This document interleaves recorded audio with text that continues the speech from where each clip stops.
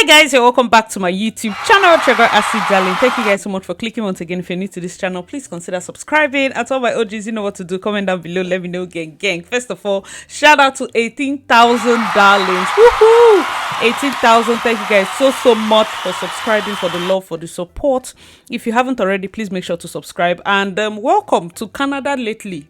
Of course, because this particular country is one day, one announcement, 1 week, one palaver. Most recently, of course, our main guy, Mac Miller, just came out yesterday with a new announcement. And if I'm just going to be honest, I feel like Mac Miller should just gather his thoughts and do one big announcement so that all of us, like, I think he likes suspense. For some reason, I feel like this is not even the end.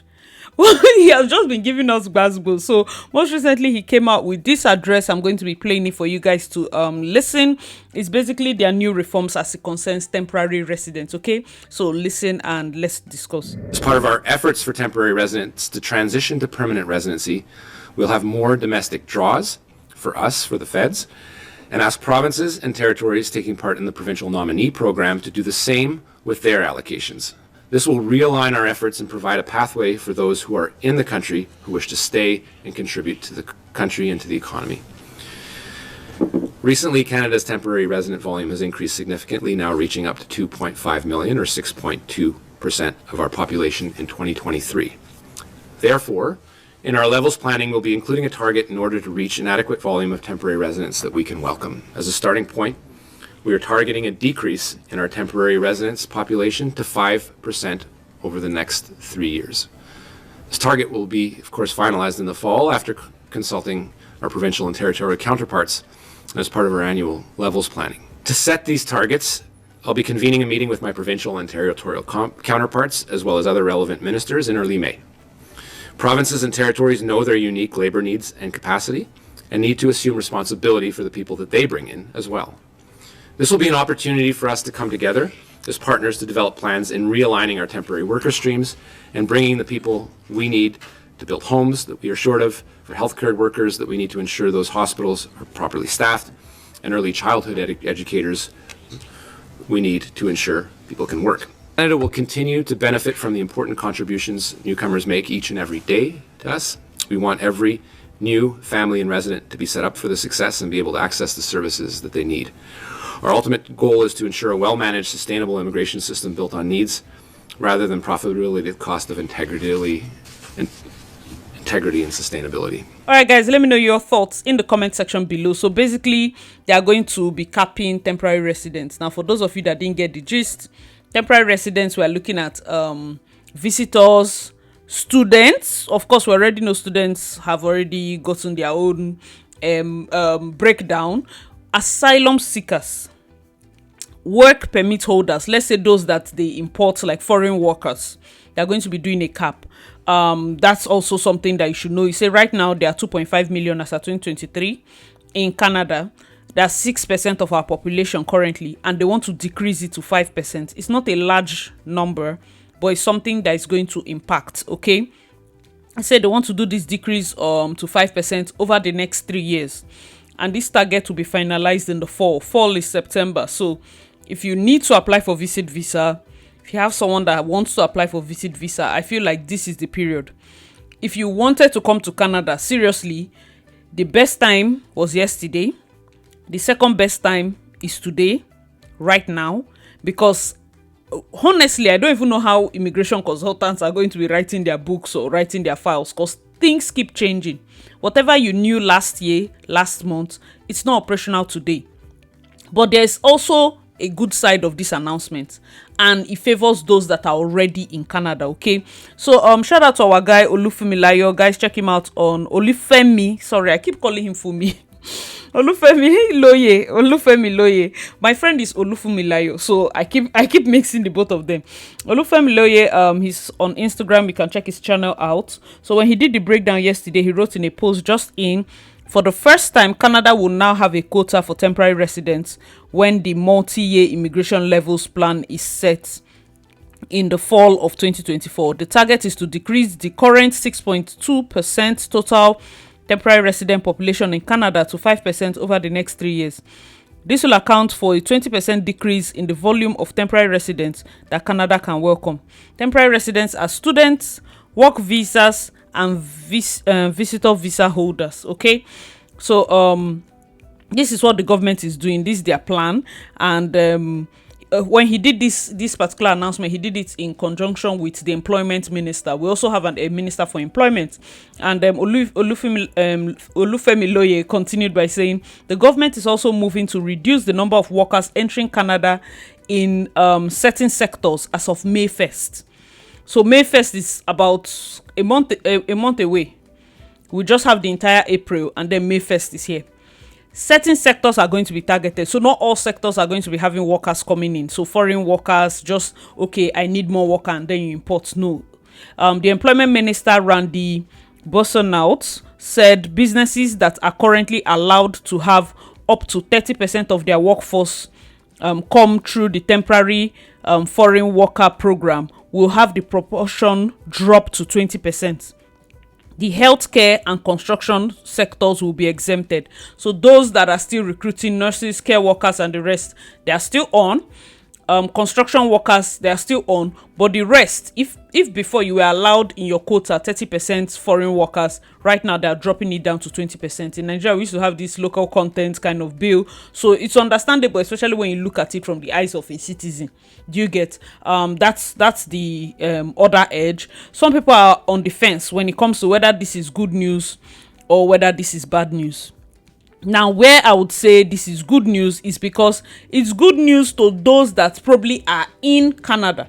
You know why? Because there's a highlight to what he said. He said they are going to start looking at exploring other ways to do domestic draws. For a while now, I'm going to be doing a video on the Manitoba issue.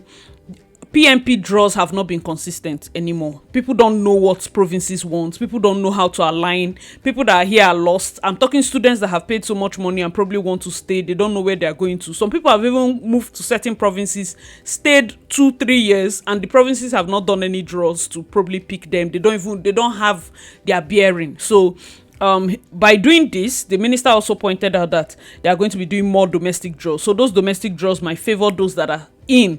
You know, back then during COVID, they had this thing where they said, you know what, if you're a student, you just graduated and you have a full-time job, so months, apply, you're getting PR straight. So without even 1 year experience, those that just had offer later, they were able to get PR. So they usually do all these, like, how would I put it, spontaneous things. That was before, okay?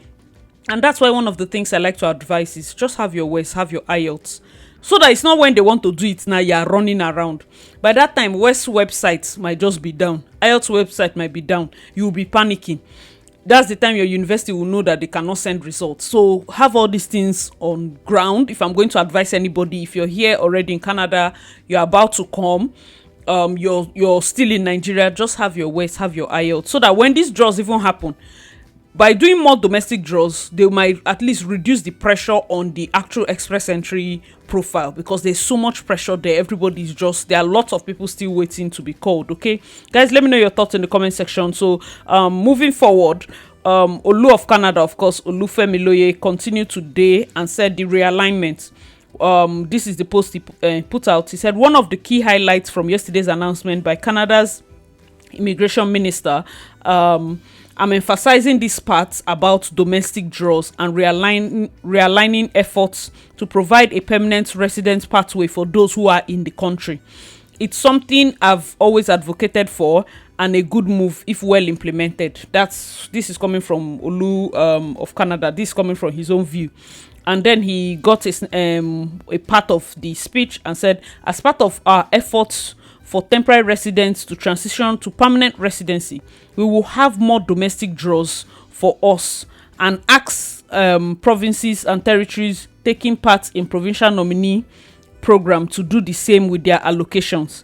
This will realign our efforts to provide a pathway for those who are in the country and who wish to stay and contribute to the country and to the economy.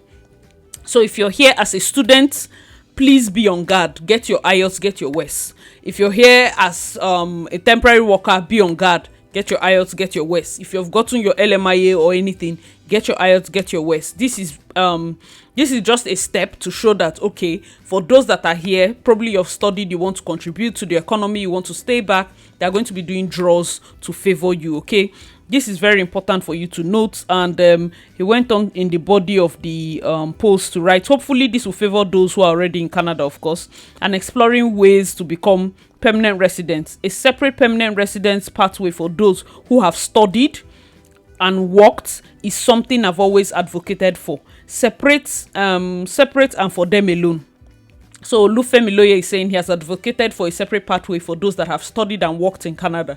Let it not just be attached to like the general one, which makes sense, okay? He said this doesn't look like a separate program completely, but it's a step, but it's a good first step in the right direction. These students and temporary workers are also our best bets in terms of retaining talents after permanent residency. They are already familiar with the Canadian workforce terrain. Studies have shown they integrate faster when they become PROs. They should therefore be priority population. Fingers crossed to see how this unfolds. So guys, let me know your thoughts in the comment section.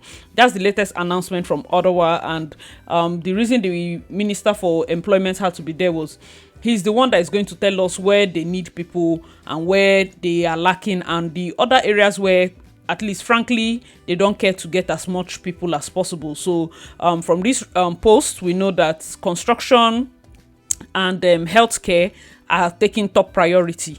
So if you keep asking, what will I study, what will I do, what will I, in these two areas, construction, healthcare is taking priority. The rest of them that used to probably import foreign workers might not get as much slots as possible. And you know that construction is, of course, a very broad industry, same as healthcare, going from the heights of doctors, dentists, pharmacists, and the rest of them to care workers, social workers, and therapists, okay, in healthcare. Let me know your thoughts in the comment section below. This is just the latest updates, and for those that are students, like I said, just please, as much as possible, get ready. We are still awaiting next week. I think, yes, next week Sunday is the deadline for attestation letter when it comes to provinces. So far we just have BC and Alberta that have started. So I don't know for the rest of them. Maybe everybody's waiting for the deadline. As far as Ontario is concerned, I'm sure they are waiting for the final deadline for them to start giving out attestation letter, because I'm sure the pressure will be a lot on Ontario, seeing that we have most of the schools and all of that. In terms of predictions, guys, let me know your thoughts in the comment section. What do you predict will be the next announcement? Because Macmillan is coming every month. In fact, every 3 AK market days, Macmillan has something to say. So what do you predict is the next one he has to say? This is in line, of course, with the plan I feel like people have here as it concerns having foreign temporary workers and foreign workers. They feel like when they come in, they reduce the wages for them, and that way companies get away with not employing the actual Canadians, because they know these people that they bring in, they can reduce their amounts and then they can give them whatever they want to give them. And that's when the Minister for Employment was saying it. Also, some citizens have been complaining, like I told you guys before, about students coming and taking up their jobs that they would have taken for themselves. It's a lot, especially when you're seen as the bad guy and government is just standing back. So whatever it is that can be done to safeguard even those that are here and those that are planning to come and study, and probably let us know. As painful as the study cap is, it is a good step in the sense that when people pay so much money and come in, at least they know that they are the select few. People are not going to look down on them and say, oh, you're the student that came in and collected my job. No, they are the ones that, government had screened and seen that, oh, you're worthy. So they have this different air, because it's very important not to come here and start, looking like the bad guy. If you have questions, let us know your thoughts in the comment section below. Hope you enjoyed this video. As usual, I remain your girl, Acid Darling. Whatever information I get ahead, or whatever information I get in the coming days, I will let you guys know. Thank you guys so much for watching. I remain your girl, Acid Darling. Please check out my other videos, and I'll see you in my next one. Bye, guys.